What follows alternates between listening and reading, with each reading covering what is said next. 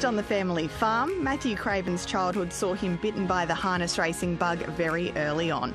It didn't take long for a love of the horse to develop, and a strong passion for the harness racing industry soon followed.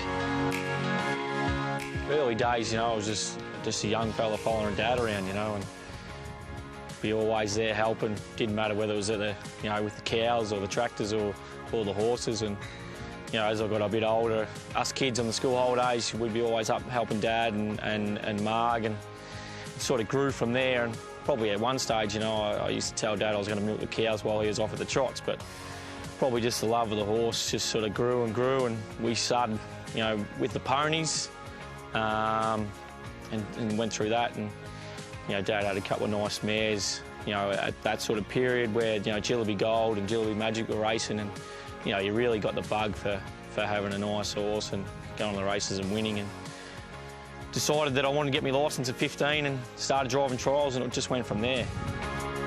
After a successful junior driving career where he established himself firmly in the sulky, Craven's passion for being hands-on with the animal saw him branch out into the training side of the business. A move which has seen him prove himself as a force to be reckoned with within the Victorian training ranks.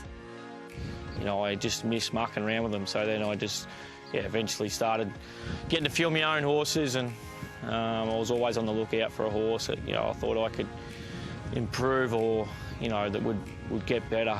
They were well bred, or something like that. And I was always just searching for a horse like that, and I just got more and more. And I was lucky I had opportunities given to me by some people that supported me through my younger days of driving. Connections I'd made there, and a lot of those people are still with the stable now. Matthew kick-started his career training a team on his dad's property, but as his operation grew and the numbers started to increase, he realised he needed a little more space to work with. Luckily for the young trainer, he was able to secure a portion of his family's land to build his ideal training establishment from the ground up. And over time, he has grown his facility to include a range of training aids, which provides plenty of options for each horse's needs. We've found we've had a lot of luck with some of the older horses, that have probably got to a stage where they're a little bit stale, and they've come here and they've really enjoyed life where we can mix it up for them, and whether it's, just the normal work on the track, or swimming in the pool, working on the straight track now that's up and going, or, we've done a lot of work in the forest, whether it's riding them or working them.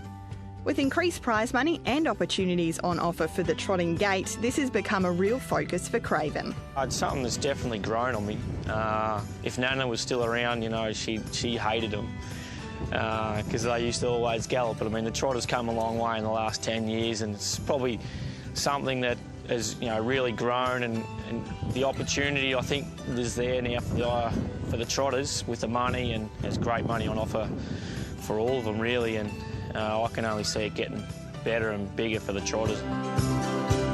Can't Refuse was a headline horse for the stable, taking Matthew to the highest level of the sport when progressing through an Inter-Dominion campaign in 2018, which included a second place in his Ballarat heat, and in turn making the grand final. To have a horse like Can't Refuse compete in the, for him to compete in the Inter-Dominion and do so well, he's probably been our best horse and our headline horse for a long time.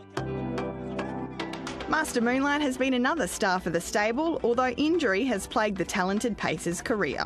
A horse like Master Moonlight, who we took to Brisbane 2 seasons ago and won the Queensland Derby, that was a massive thrill, and it was something that we set out to do, and he was bought for that purpose, and to achieve that was a big thrill.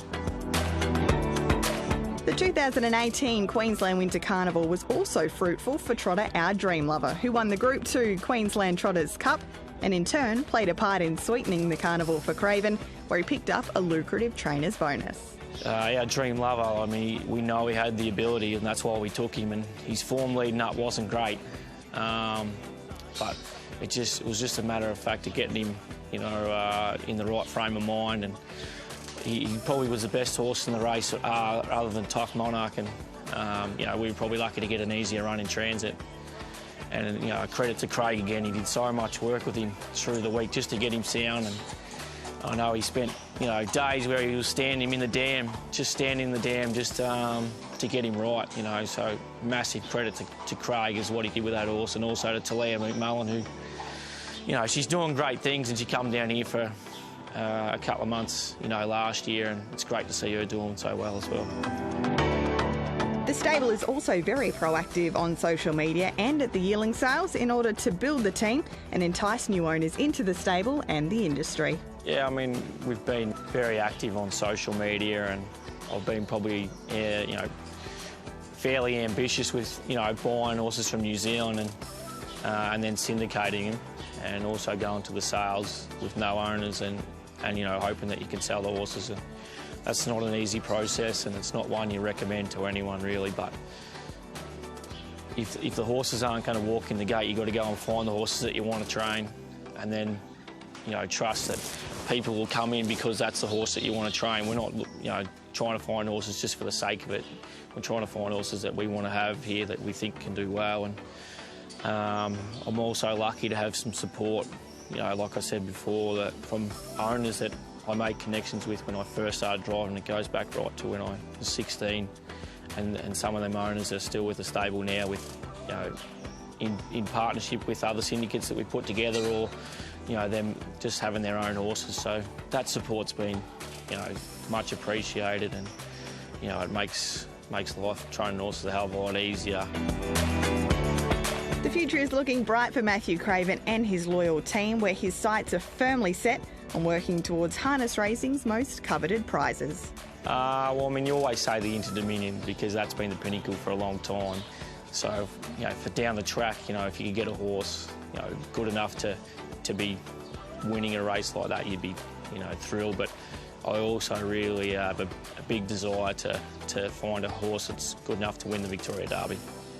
And then, on from that, I want to find a horse, a trotter, to compete on the world stage. That'd be just the ultimate.